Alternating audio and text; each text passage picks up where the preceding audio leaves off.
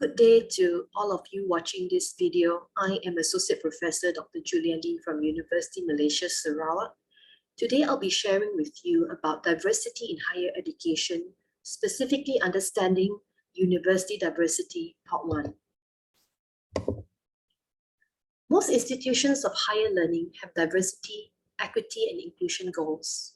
There are vast benefits of a culturally inclusive environment for our learners in university. These benefits include increased cultural awareness, decreased racial bias, increased cognitive development, social agency, perspective taking, and learning gains. Learner diversity is so important that at the university where I teach, we have taught the younger lecturers on what learner diversity means. Why is diversity such an important concept for university lecturers to understand?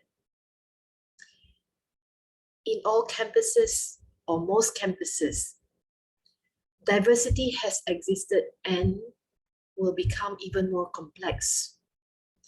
With the influx of students from all over the world, students with various learning ability or disability needs, we also are moving towards globalization. So therefore, we need to address diversity so that we can teach in a more inclusive and culturally responsive manner. What does diversity mean? What does university diversity look like? Why is university diversity an important issue to university lecturers? On this image, you can see two girls with visual impairment. They live a normal life. They also enjoy stories like people who do not have visual impairment. In this classroom, you can see students reading together in the same space, but there's one boy who's on a wheelchair. In this image, you can see a student and a lecturer communicating, conversing about the content that the student is presenting. And the students have discussions with their peers, and the peers come from all over the nation, all over the place, and they come from different socioeconomic backgrounds.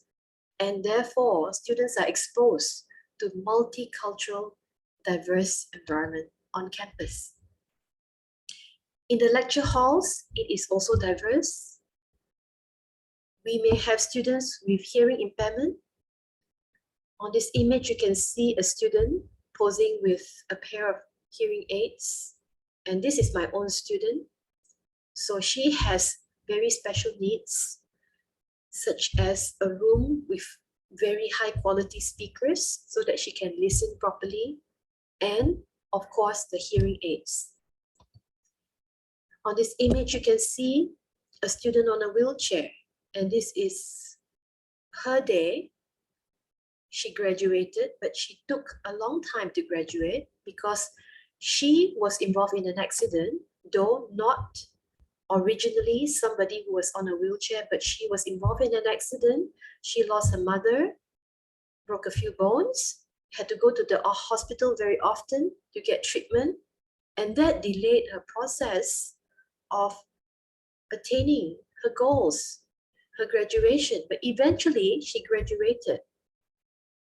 So we have students who come from diverse backgrounds, and we have to be more aware who they are and how we can address their needs.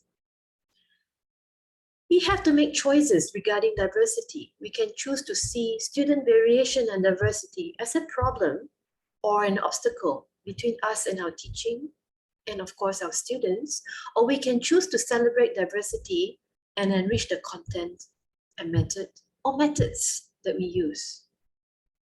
Here are my parting words. We need to be responsive, inclusive.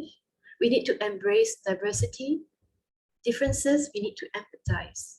And this requires us to think and reflect what diversity means, what learner differences are, how we can change the way we teach. And that change begins with me, and it begins with you. It begins with us university lecturers. Thank you.